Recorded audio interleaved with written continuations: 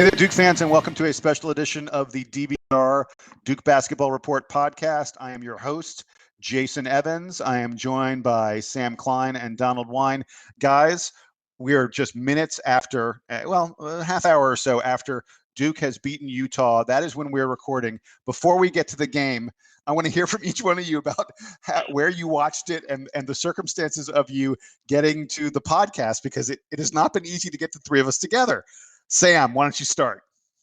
All right. Well, I am coming to you live from the parking lot of the Hooters in Peoria, Arizona. I am down here this weekend to see some spring training baseball with my friends. They're all at the Padres game right now, and I skipped the game so that I could watch at whatever the nearest available sports bar was to the Padres complex, which happens to be the Hooters. I enjoyed the game in the company of a surprisingly large number of middle-aged men who apparently frequent the Peoria, Arizona Hooters, and they were all very nice. But anyway, I'm talking to you guys from the parking lot. Donald, your turn. What are the circumstances of you arriving at the podcast? So I was at the Duke DC watch party, and I live about 2 metro stops from there, which during the day is about maybe 10 minutes, but at night, at midnight, it's about 45 minutes. So I left the watch party. I went to the metro to try and catch it, and the next train was coming in 18 minutes. So instead of waiting for the train, I ran out and hailed the first cab that I could find to take me to within 3 blocks of my apartment, and then I sprinted from the cab 3.5 blocks, and now here I am. I'm short of breath, but we are still dancing, ladies and gentlemen. Absolutely. I like that. That is the right attitude to have. We are still dancing. Sam, let me start with you. Let's actually get to the game. Hey, what the heck? Let's talk a little bit about Duke versus Utah. The ugliness that resulted in Duke winning 63-57. Sam, you said you wanted to begin because you had something you wanted to ask me about the game? I did. Last week on the preview, I believe that you hit the most on Justice Winslow potentially being overwhelmed by going back home to play in this Sweet 16 and then now the Elite 8 game in Houston. So, Jason, how do you feel about Justice Winslow playing in the Sweet 16 in his hometown and being overwhelmed by family and friends who all want to go to the game and not having time to really focus on the game? Well, I will own up to the fact that I was the most concerned about it last week. But if there's one overriding fact that we have discovered over the course of a year of podcasting, it is that when Jason predicts something, it will be wrong. Whether it be our opponent's 3-point percentage. By the way, when I talked about Utah last week, I talked about how well they would shoot 3-pointers. 25% 3-point shooting later. But yeah, the big thing was me being concerned about Justice, and my concerns were not founded at all. But Sam, go ahead and continue. Give us your analysis of what you saw and enjoyed in that game. Let me, as far as Justice is concerned, when they threw up the statistic that said he'd scored more than half of Duke's points in the second half, that's when I knew that I was going to be taking some heat for saying that he might not have a good game. I was wrong. Yeah. So to your point about Utah's shooting, I think the one thing that we failed to cover last week in previewing this game is that this game was going to be played in a muted black box theater and not in a basketball stadium. So you could see on the TV, and like I said, I was watching it at a bar, so I couldn't hear exactly what was going on at the game. But I could see that they had those big curtains up, and it looked like none of the fans could see the game because they were all basically sitting on the floor. And neither could the assistant coaches. Yeah, and it's just, like no one could see the game except for the head coaches and the referees, and it appears the referees couldn't see the game either. But I think that's not. Well, I think we'll get to that, but that's not as important. We don't want to focus on the referees. But the state of college basketball in 2015 is that these big postseason tournaments get played in these awful, awful places that are not designed for basketball. And the result, the main result, and we've heard Duke players and Duke coaches talk about this before, and people from other programs, is that the consequence of playing in these weirdly shaped arenas is that the players can't figure out how to shoot. And we saw that tonight on both sides of the ball. Most of the successful offense happened at the rim. And in the first half, Delon Wright really wasn't all that useful for Utah for most of the game. He dealt with foul trouble, obviously, in the first half. But in particular for Utah, their scoring all came from the two big guys in the first half and really from nowhere else. And we talked about last week how dynamic, and capable their backcourt is at scoring, and we didn't see any of that tonight. It sort of felt like a downer because we didn't really see the Utah team that we expected to see. And then the same thing for Duke. Although Jahlil Okafor really didn't have a game tonight, he seems to be really frustrated by the double team. And maybe that's something that we can talk about because I think that Gonzaga is going to present a lot of the same problem for Jahlil on offense that Utah did. But as we started with, the big hero tonight was Justice Winslow. He made a ton of great plays, finished in traffic, and was all over the place. You could tell that he was really fired up. He did have the one moment in the second half where he made the three and then failed to get back on defense, I think, because he was a little bit too excited. But he carried the team tonight. Tyus Jones had a few big plays, and once again, the freshmen on this team show more poise than you could ever sort of expect from these kids in their first experience in the Sweet 16. Donald, what do you have to add to that? So, well, first of all, I think, getting back to Justice Winslow, I think every game should be in Houston from now on because he was the dominating force in the game on both sides.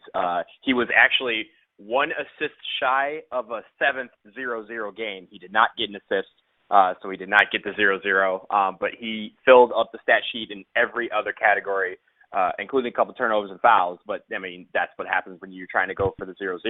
But I think he played magnificently. He was clearly hyped up about being in Houston, and he clearly wanted to put on a good show, but he also for most of the game, he was within the flow of the game. There was a couple times, like you said, I think Nolan Smith on Twitter said something after that little sequence you mentioned with the three-pointer that he made, but then he didn't get back on defense, basically calling out Justice, saying, hey, you're doing great, but I need you to step up on defense too. We need you to play both sides.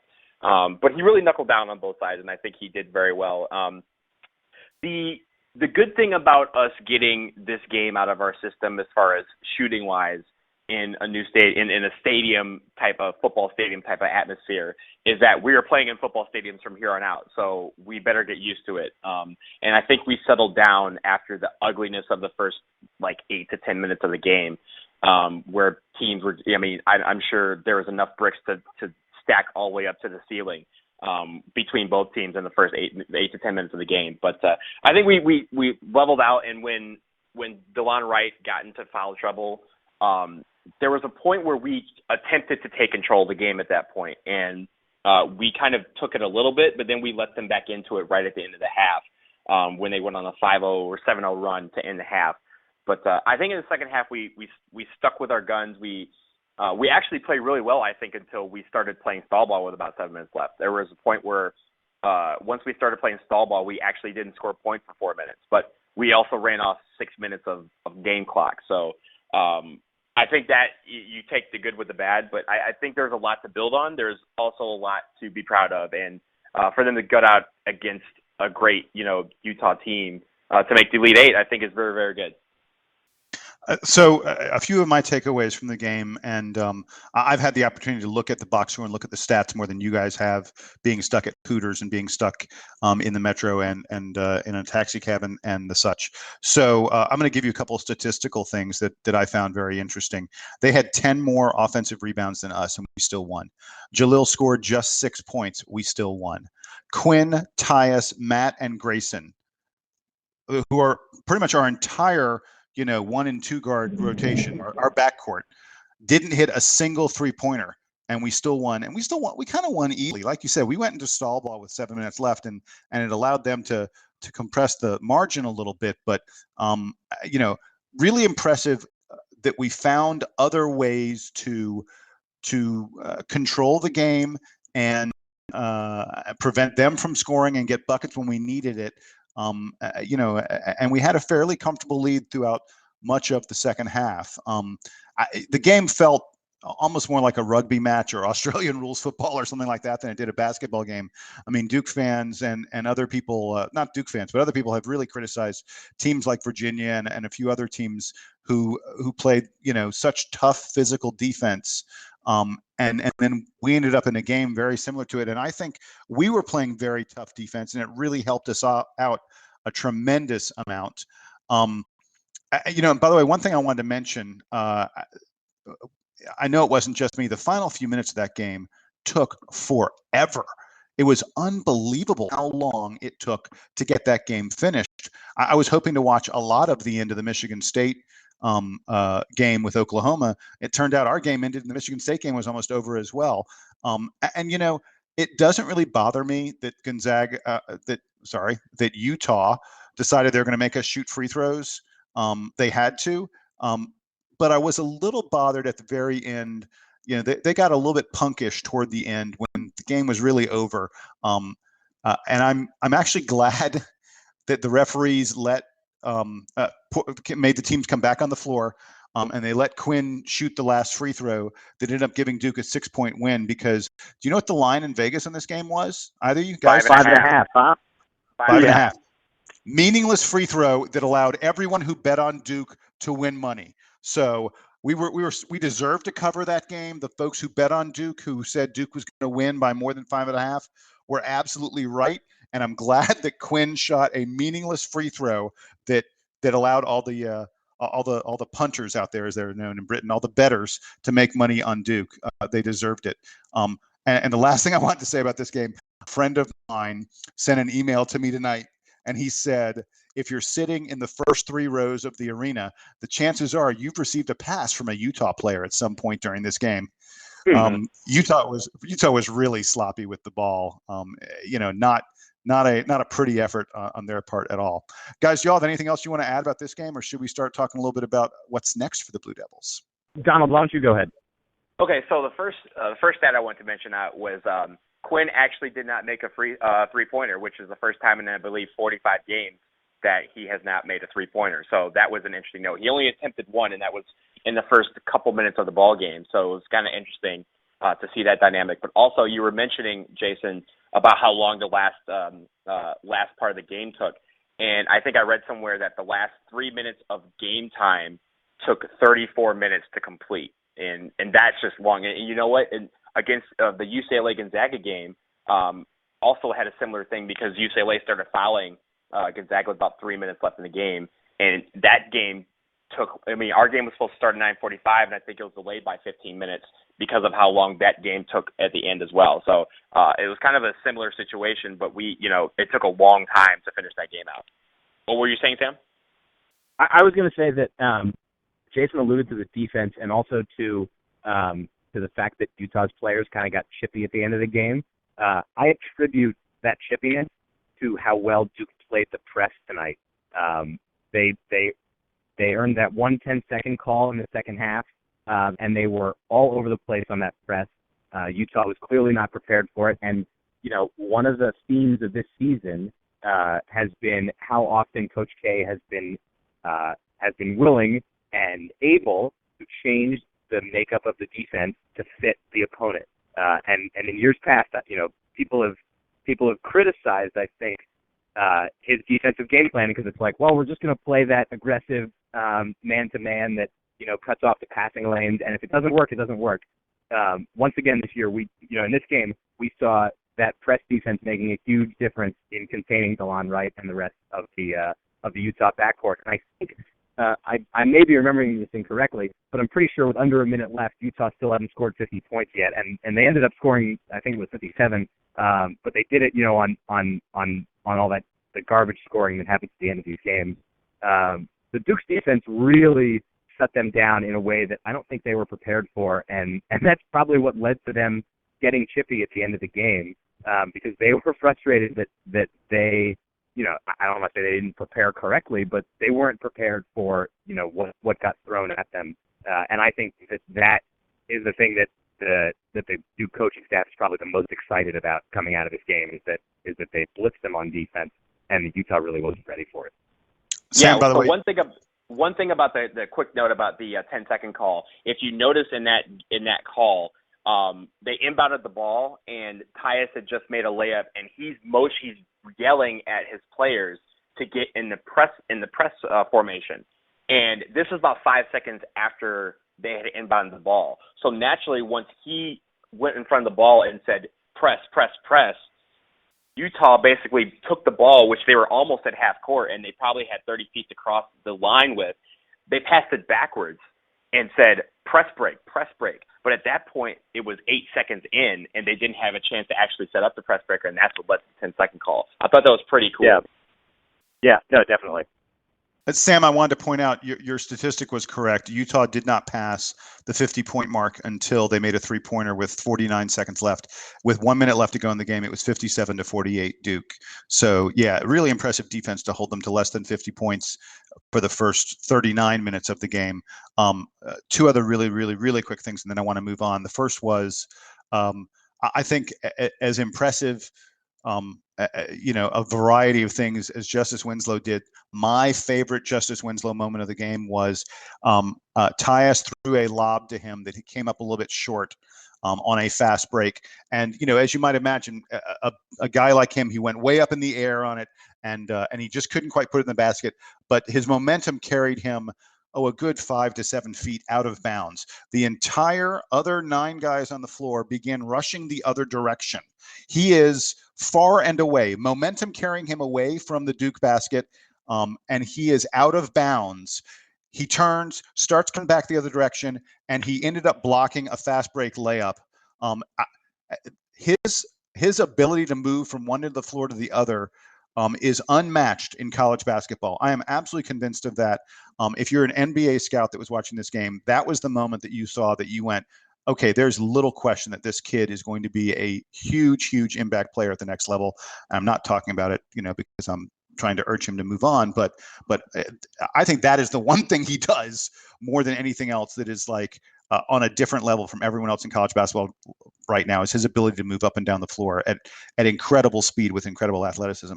And then the other thing is, and this will be our parting shot on Utah, how much did you all hate that low angle camera? Oh, it's awful. We got some great shots of referee butts. That's what I saw. Yeah. I saw a lot of referee ass. It was great. It was great in replay, but it was awful in the. I never want to see anything in game that's other than the standard camera view, because that's how I'm used to watching basketball. I don't understand why they bother with it.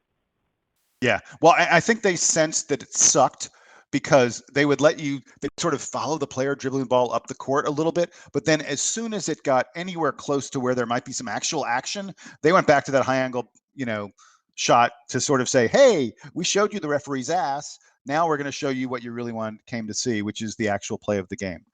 All right, guys. I think that there were a couple plays where like Tyus Jones went coast to coast or nearly coast to coast, and it was cool to see those after the fact in that version of the camera, because it was like, look at how fast we have to move to see Tyus Jones go coast to coast. But yeah, I agree. Other than that, it's not fun to watch. Okay, so the team that Duke will be playing on Sunday, and this is the team that I feared we were going to have to play. Easily one of the best teams left in the tournament, the Gonzaga Bulldogs, who had no trouble whatsoever dealing with the UCLA Bruins. I feel very comfortable saying that UCLA was the worst team in the Sweet 16. In fact, UCLA was probably the worst team in the round of 32, but somehow they survived that, made it to the Sweet 16, and then rolled over meekly and allowed Gonzaga to win fairly easily without breaking too much for sweat. Gentlemen, Donald, let me ask you first of all, what's your impressions of Gonzaga? What's Duke going to have to deal with there? What are you concerned about when it comes to the Bulldogs? Well, watching the game tonight, it was kind of hard to gauge because their big man Karnofsky was just destroying UCLA, but I don't think UCLA had the size to really match him. He just kind of looked like a man who was like taking, like middle schoolers' lunch money in the playground. He was getting balls on the ground, and there'd be 3 guys on him, and he somehow would just kind of maneuver his way around 3 guys and lay in the basket. and he did that at will for most of the game. But Pangos is the real deal. He's as great as advertised, and I think we have to also watch out for Kyle Wiltshire, who didn't have a good game tonight, but he has been really one of their main guys this year. As you all know, he came from Kentucky. I believe he was on the Kentucky team that won in 2012. And then yes, he was. And then he transferred to Gonzaga and has been one of their main guys there. So, but he didn't have a good game tonight. But I think that's partly because of Karnowski was just destroying UCLA on the inside. But he's going to be kind of that X factor there with their length, with those two guys, and Pango's kind of running the point, and Gary Bell as well, who did a decent job tonight. I think those are the guys we need to really look out for. Sabonis off the bench had a good game, and I think he also had a good game in the round of 32. But I think those guys are easily we can match up with them, but we're going to have to play a better game than we did tonight. Yeah, Sam, what's your take on Gonzaga? First of all, thank you to Donald for that. I think that all those points are valid. The thing that I am most concerned about is that we saw tonight how a team can really neutralize Jahlil Okafor. And I mentioned this in talking about Utah, that they were able to isolate Okafor, and he tossed a few balls away that got stolen, and he really got frustrated by their defense. Gonzaga has the size to do a similar thing to what Utah did. The flip side is that Duke showed tonight that Jahlil Okafor can score 6 points, and it won't affect their ability to actually win the game. But Gonzaga is a better version, I think, of the Utah team that we saw tonight. So I think we're going to see a similar defensive game plan from the Zags that we saw from the Utes. Hopefully, Duke is able to to find other ways to score than just relying on Okafor getting to the basket. And that, I think, is going to be the key against Gonzaga. I'm very concerned about their size. This is a really, really big team.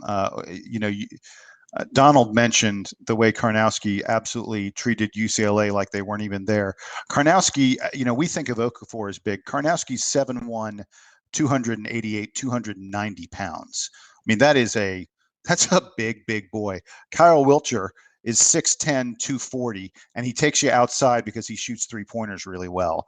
Domantas Sabonis, Arvydas Sabonis' son, is 6'10", 230. These guys are man mountains. They are huge. And Duke, for the most part lately has gone small.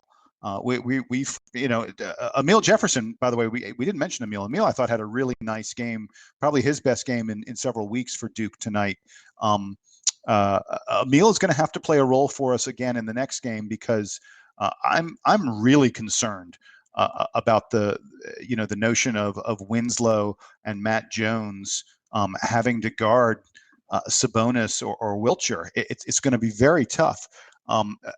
The other thing to me is it's going to be really interesting to see which of the two teams between Duke and Gonzaga is able to figure out how to shoot at these baskets. As bad as Duke was from the perimeter in this game tonight, with Justice Winslow being the only player on the team to hit a three-pointer. Think about that for a moment. Winslow was the only guy on the team who hit a three-pointer. Gonzaga was way worse than Duke from the perimeter. Gonzaga was 3 of 19 in the game against UCLA. They still blew UCLA's doors off, but they were just 3 of 19 from 3. And, Kevin Pangos was 1 of 7. Gary Bell was 0 of 5. Kyle Wiltshire was 0 of 3. Well, here's the problem. Pangos and Wiltshire, those guys usually hit well over 40% of their three-pointers. Gary Bell Jr. usually hits around 35 to 40%. Wiltshire hits close to 50% of his threes. I really hope they don't figure out how to shoot on these baskets, because if they do, it could be really tough. And the story of the game may be which team is able to get used to playing in the cavernous dome there in Houston and is able to shoot effectively, because I think it's unlikely that both teams are going to have a good day from the perimeter, given what we saw from them in this game. I guarantee you're going to see a lot of shooting practice in practices for these clubs tomorrow. It's a game that scares me. It's a game that scares me. Gonzaga's really good. They didn't get tested a lot in the regular season. They play, in a lousy conference, and they don't really, even their non-conference opponents aren't that great. But I'm very worried. They are legitimately good enough to win a national title, and we have to get them to even get to the Final Four. And in fact, hey, Sam, you mentioned. Let's talk really quick about, we now know all the final 8 games.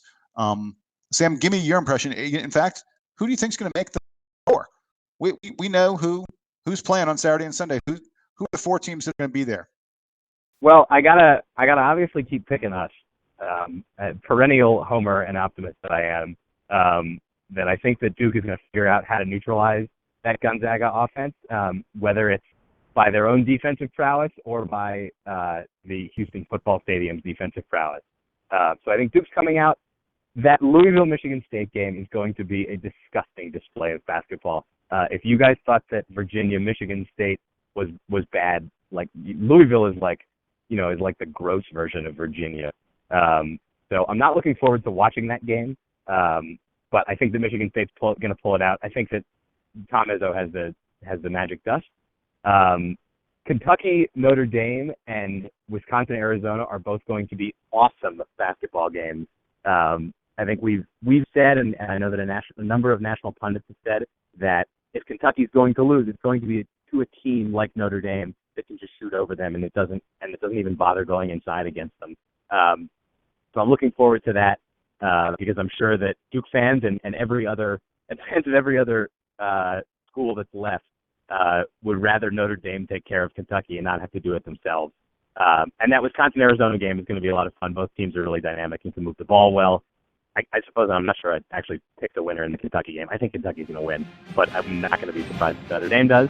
And then in the other one, I think that I like Wisconsin, but both of those teams look really strong. And like I said, that game and the Kentucky game are both going to be really high quality. I think that college basketball lucked out this year with getting only, really, pun intended, I guess, elite teams into the Elite Eight.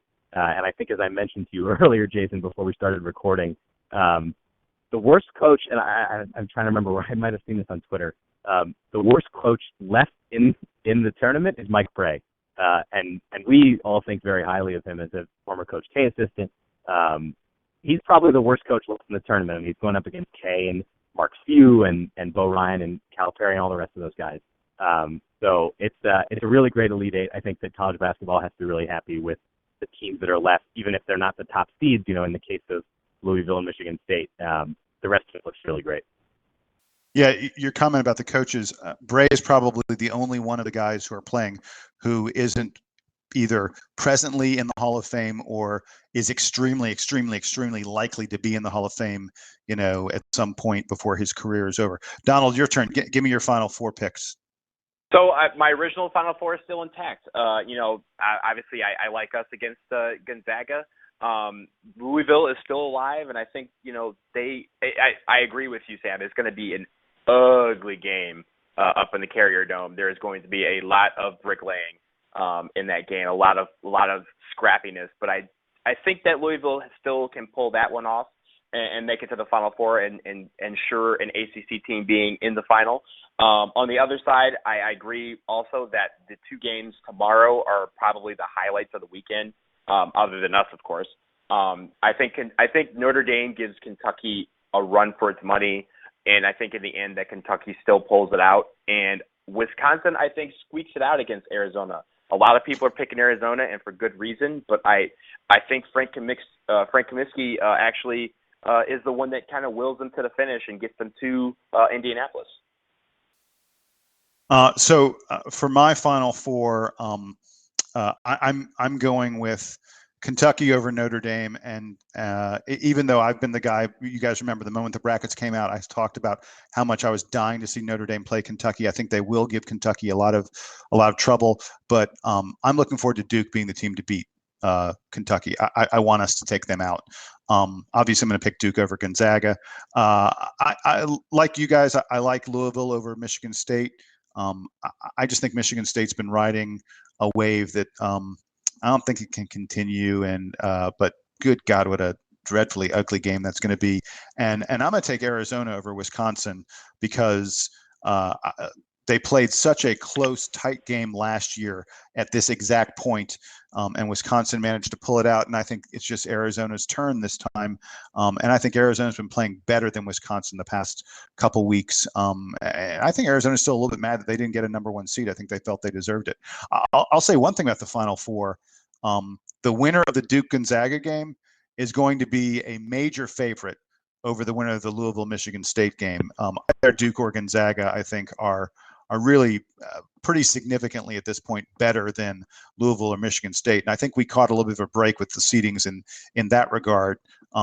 I would not want to be playing Wisconsin or Arizona on Saturday and then looking forward to, probably Kentucky on Monday. Instead, maybe, hopefully, if we get there, we may get the slightly easier game.